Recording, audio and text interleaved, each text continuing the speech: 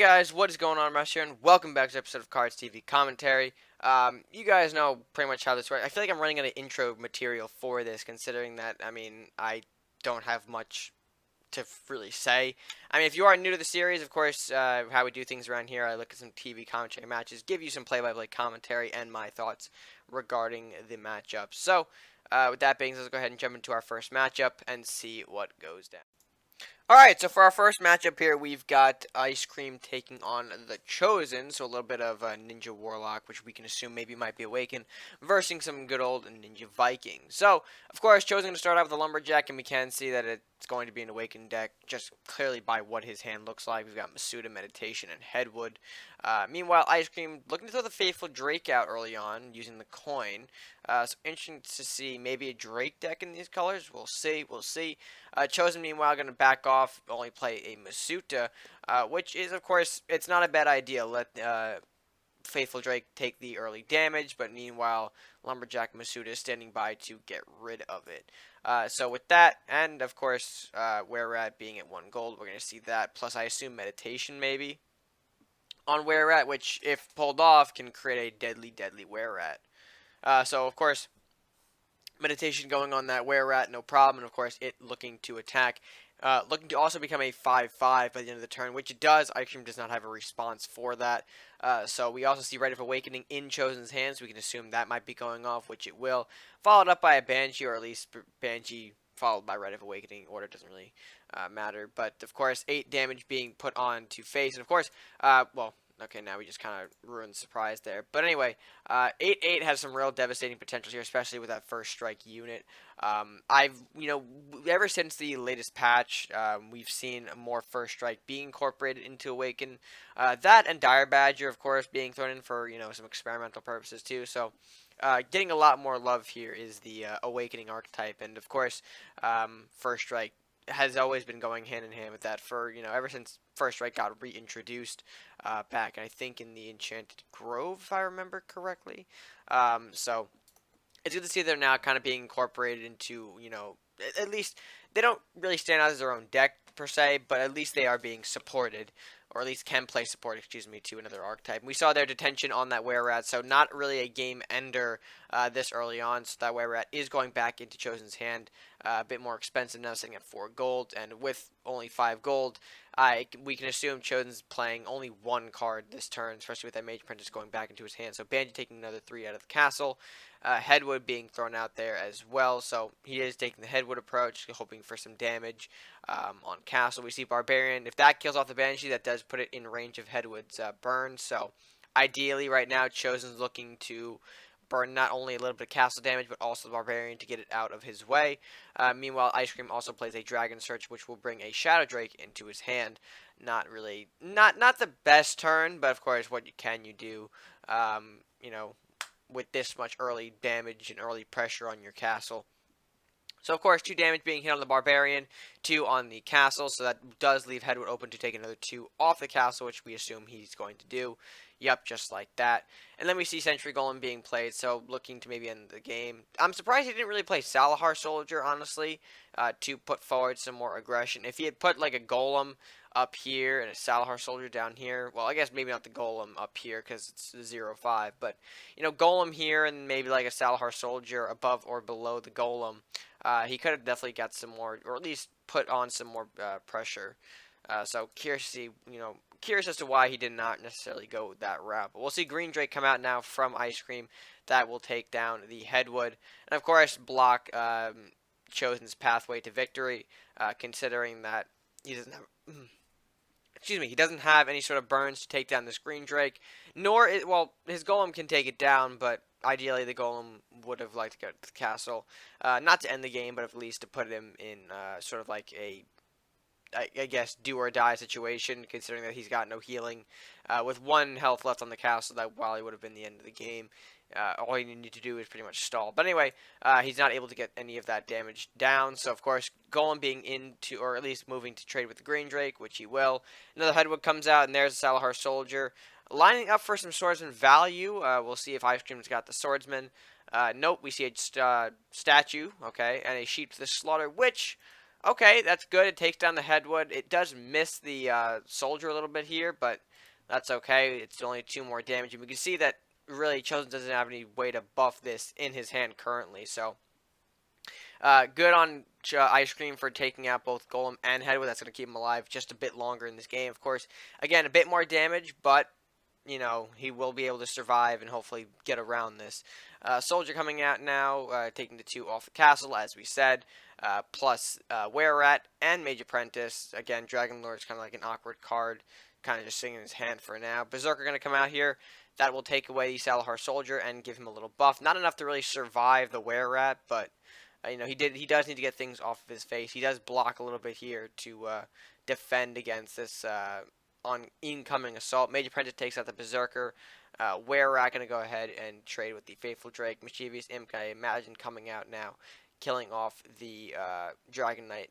Surprised that he didn't use the Rite of Awakening, honestly, for the Imp. If he did, he would have either done more damage to Castle, so again, put him in pretty much a game-ending scenario here, or snipe off the Dragon Knight, allowing the Imp to survive and move up here. I can understand maybe he was looking for a burn from Mage Apprentice to end the game, but honestly, Imp's 2 damage would have probably been more useful in that scenario, because you're either hitting Castle to end the game quicker, or you're hitting Dragon Knight, so that way your Imp survives, and again, pops off another burn, which, at that point, again, could hit Castle again, so just my thoughts on that. But anyway, Yenneroth's going to come out now, kill off the Were-Rat. Of course, it being frozen, Were-Rat will be able to retaliate considering the first strike, but now we see Flame Prince in Chosen's hand, so that combined with Ike and Hitatsu will be able to kill off the Yenneroth. Meanwhile, Flame Prince will survive. Still not using the Dragon Lore. I guess he's pretty adamant on keeping it in his hand, which is, you know, by all means. Ice Drake, though, going to come out and finish off the Flame Prince. That does give it, that will put it in range of Mage Apprentice, though. Meanwhile, Berserker and Shadow Drake coming out there to assist the Ice Drake. We see an Eater, though. Okay, so Eater going to be able to use the Dragon Lore, I guess. That's what he was saving it for. To power up the Eater, which will trade with the Berserker. And, of course, the Apprentice goes ahead, kills off the Drake. Unfortunately, that does leave Shadow Drake alive, and we do know Vikings being played here. There is a chance for Lightning Blade to exist. We'll see if he's able to grab it in his hand. So he will be able to hit Castle here. And Lightning Blade is in his hand. Okay, so that's a lot of damage. 10 damage to Castle. And, of course, Mage Apprentice being killed off. Demon Hunter as well running up. And that is probably going to end the game. Mischievous him not able to block for all this. So, Chosen able to... Well, not Chosen. Icecream able to come back from a pretty interesting position here. Pretty much that early game he was held down mostly due to all this awakening stuff that was happening. The big Were-Rat hit.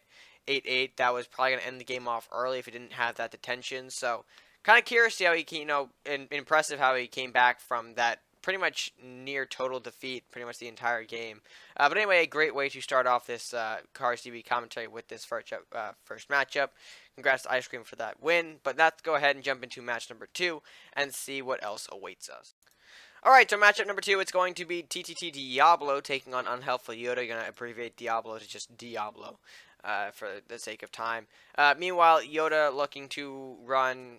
I guess Pirate Vikings, some, you know, I guess with Pirate Viking there's a lot of routes you can take, so we'll see how that goes later on. Diablo though looking to run Crusader Viking. I always just tend to jump onto Warlock. I don't know why, but anyway, Diablo running the Viking Crusader, so maybe War Party or Dragons coming out from him. We'll see as the match goes on. Lumberjack going to go ahead start Diablo off. Meanwhile, Yoda going to go ahead use that for Elvish Bait, smack the Lumberjack there. And if Diablo does trade with this Thief, we do know that Rally of the Town is coming up next. So another Lumberjack from Diablo, so that will be 2 more gold onto Yoda's turn. So we do get an early rally. Metal plus Questing Knight. Okay, interesting there. Did he have an... Wait, hold on. Oh, yeah, because it was 1, I forget. For some reason, I thought Question Knight was like 3 gold, but those are his stats rather than his cost. I don't know why. Anyway, Questing Knight from Yoda, or not from Yoda, Diablo. Meanwhile, Rally is going to come from Yoda, and that will kill off the incoming Questing Knight, as you can see there. Bop and Bop, meanwhile, leaving 1 Peasant 2 looking to strike Castle. How will Diablo respond? Looks like with a Rat King, so depending on how he lines this up, it could be... yep, I think he's going to line it up. Yep, we see a Lightning Blade in Yoda's hand, so that will probably be the most likely play. It will be. He'll hit the topmost rat, I guess. I mean, at that point, it doesn't really matter which rat you attack. because no matter where you go, the peasant will be able to be hit by whatever else Diablo throws out. So I guess just for the convenience sake, I guess he'll just move up top. Meanwhile, Diablo going to go ahead and summon a Barbarian to take care of that peasant, just like that, simple as can be, giving him a 4-1 on the board. Meanwhile, Yoda going to go ahead and plop down the Temple of the Five Gods. So again, looking to be, or it looks like to be more of a chain deck. We do see wins in here as well, so perhaps maybe like a wind chain, something along those lines, coming out from Yoda. Meanwhile, Diablo responding with a Hassan City Guard plus Lumberjack. So interesting to see the guards. We'll see where that gets him later on. And of course, not really, or at least he's decently careful about where he's placing his guys as of now. You'll start to see that more as the match goes on here. We'll see again how Diablo handles the temple, how that he kind of gets around that. Lumberjack gonna go ahead and attack the Griffin for some draw, plus the Hassan City Guard. So reanimate coming from Diablo. So I guess this might be more of a reanimate based deck. We see a second one being played. All right, not bad. So, and again, we see all of the placements of these units here in such a way that Temple really can't do a whole lot except provide for one more additional attack to a certain unit. But, of course, keeping the unit spread out like this, while it is a pain considering that you want to move things up and be more aggressive with reanimate sometimes, he is smart to kind of just avoid that chain potential, because that can get really ugly really fast. So one Griffin going to go ahead and trade with the Barbarian up top. Meanwhile, the second one taking out the Hassan City Guard. So trying to take away any sort of possible reanimate tokens that Diablo is going for here. We see a Wraith fear the Griffin. Everything else moves up. Again, keeping away from the Temple of the Five Gods chain. Even with the wins in the North too, it wouldn't be able to pull everything closer together. So Mordok coming out though from Yoda, going to go ahead and strike the Banshee, plus get a Wraith. That Wraith will kill off the second Banshee, which will give Diablo a heal. So maybe healing up that Wraith later on, even though healing up the Wraith wouldn't do too much in this scenario. We'll see what happens. So Mine are going to go ahead and strike the castle.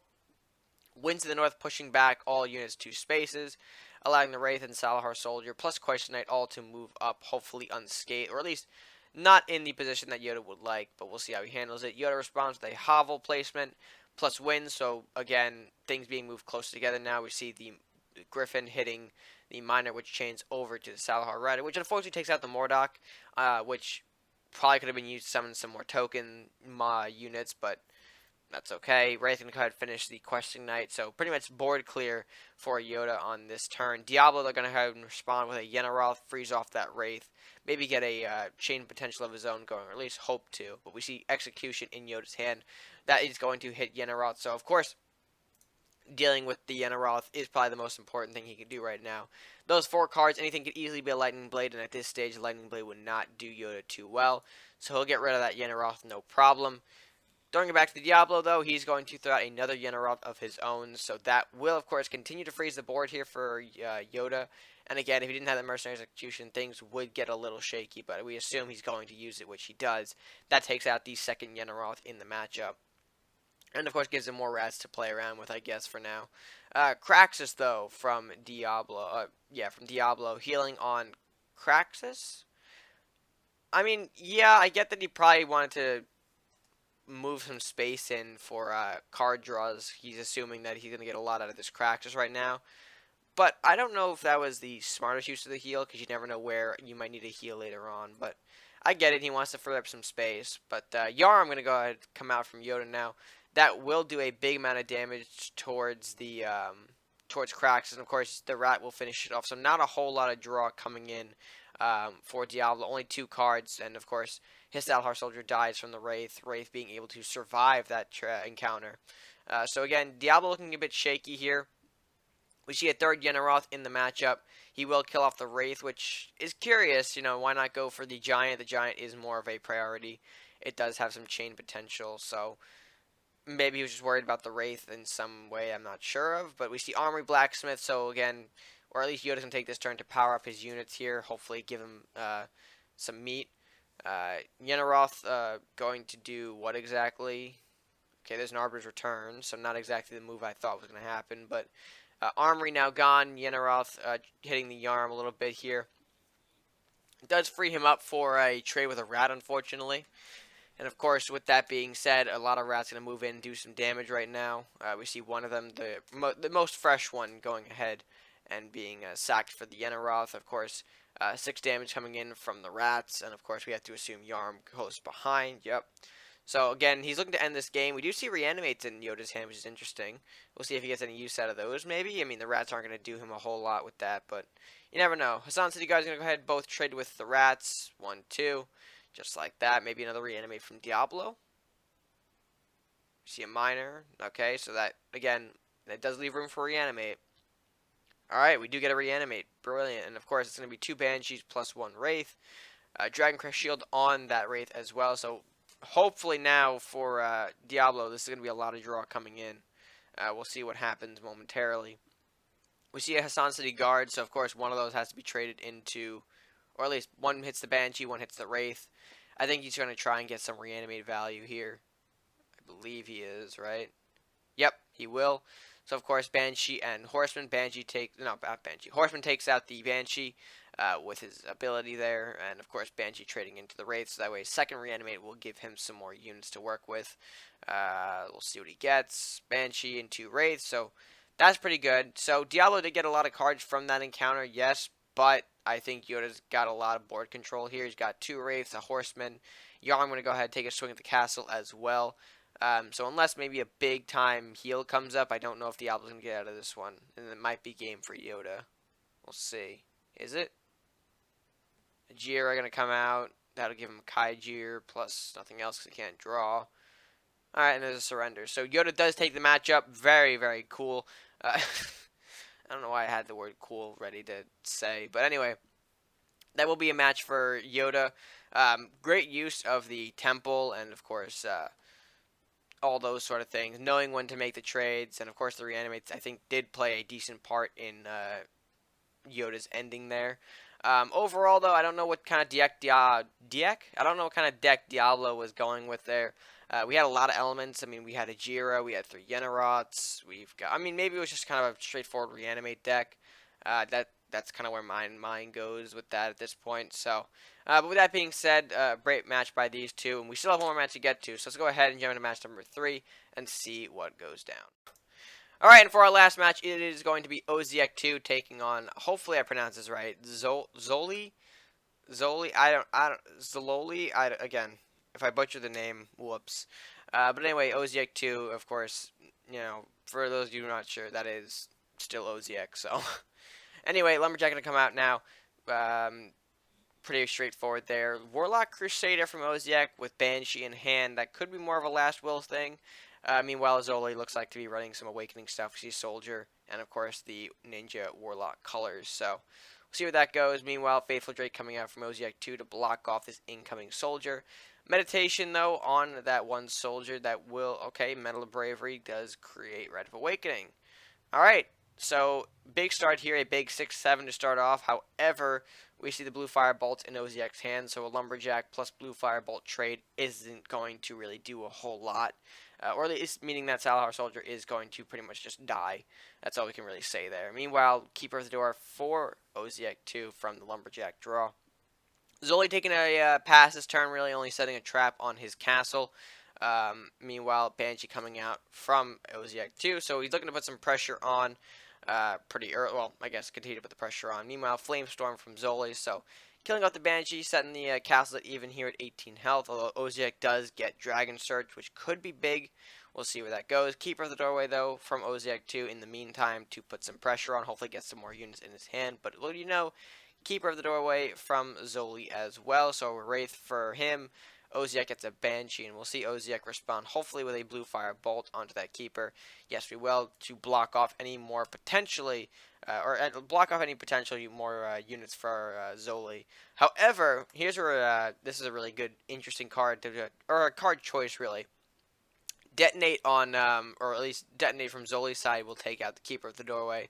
So, brilliant trade there without really losing a whole lot, or at least, really, OzieK's position there was unfortunate. He did want to get more cards from Keeper, I assume, so surprising to see Detonate in an Awakening deck, which I assume this still is an Awakening deck, so. But overall, that was an interesting card choice to say nonetheless. But anyway, going back to xzlolee, he will summon a Wraith, so that one Wraith from the keeper. I almost forgot the name again. Meanwhile, OzieK setting up the Tarius files, maybe going for a Flamestorm later down the line. Dragon Surge going to come out now for a Green Drake. Plus Banshee to intercept that Wraith, or not. Just kind of throwing it off the side there. Hopefully he can get these two traded before he needs to use the Flamestorm. But of course, one Wraith looking to intercept one Banshee. The Badger looking to hang out in the middle there. Hopefully get some strikes going. Green Drake, though, from OzieK, though, is going to take out, or plus Sacred Quest. Will finish the Wraith off, and of course get him a little card draw real quick. Lumberjack, so I assume both Lumberjacks are going to come out, right? There's one, there's two, yep. So that will end OzieK's turn, I believe, and it goes back to Xzlolee. So we'll see what he does with this Badger. Again, like I said in the beginning, we've seen more Badger incorporated into Awakening. I kind of want to use Badger myself lately, but I'm still thinking of how to properly kind of go about getting him incorporated. But anyway, Golem and Kunoichi from Xzlolee. Kunoichi going to go ahead and kill off one Lumberjack. We see another Lumberjack and Banshee moving in. Flames trying to finish off the Kunoichi. Tarius file as well. So a lot of draw coming in from OzieK actually. Two Lumberjacks plus, one Lumberjack plus Tarius files. We see a Dragon Knight come out plus Church. So again, looking for some heals. And Green Drake does get a buff because of that. So that's kind of nice there. Badger though looking to, or at least Badger's now revealed. Blue Firebolt on the Church, not looking for any additional healing in this matchup. Plus another trap, so maybe another detonate. We'll see where that goes. OzieK now has Horseman in his hand, which we assume he's not going to play yet. Trap card though, it tends to turn out to be a Aijitsu. Now honestly, I probably would have traded the Dragon Knight over the Faithful Drake. He's got more knights for the Luminaris, so yeah, plus the Faithful Drake would have allowed him to keep Battle Rage with the Green Drake's buff and all that. So, I don't know. Curious to see why he went for the Faithful Drake, considering the Dragon Knight probably would have been the better trade-off. He's got more materials, like I said, for the Luminaris anyway. Maybe he's looking to play it, though, soon, so who knows. Shaman's not going to be able to do a whole lot. That Badger is going to continue to sit on face. Horseman's damage does bounce back to that Badger, and of course, not really defending the Badger. He will allow him to strike the castle, despite him, despite him having the healing potentially in this deck. I'm curious to see, or at least no, he has the potential block, and Xzlolee has no chain. That's what I was going for. So I'm curious to see why he kind of left this open spot, especially when things like this could happen. Saurus comes up, Badger gets buffed again to an 8-4. Vanishing Strike on the Badger as well. Leads to an 11 hit on Castle. Of course, like I said, OzieK can potentially heal this, no problem, but right now his hand doesn't look like he has those heals. Meanwhile, Horseman looking to Luminaris strike, which he will, so big Luminaris kills off the swords and Saurus, plus Shaman takes 2 more off the castle, and of course a lot of things moving in. Another Question Knight, both Question Knights and the Dragon Knight, meanwhile, looking to move up, which they do. Xzlolee being able to respond to the defective Flame Cannon and the Badger, I assume, right?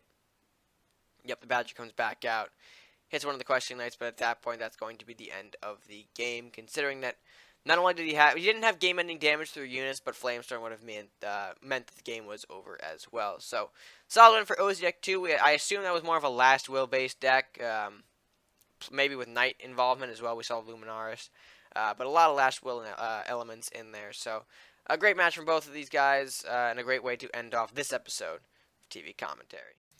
With that being said, folks, that's going to do it for this episode of Cards TV Commentary. Let me know what you guys thought of the video by giving it a like if you enjoyed. Share if you haven't, of course, subscribe if you haven't done so already. Be sure to hit that subscribe button to show you support the channel with no additional cost to you. And let me know what you guys thought of the matches by leaving some comments down in the comment section below. What did you think of the matches, etc., etc. And with that being said, guys, that's going to do it for me for now. So, until next time, stay gaming.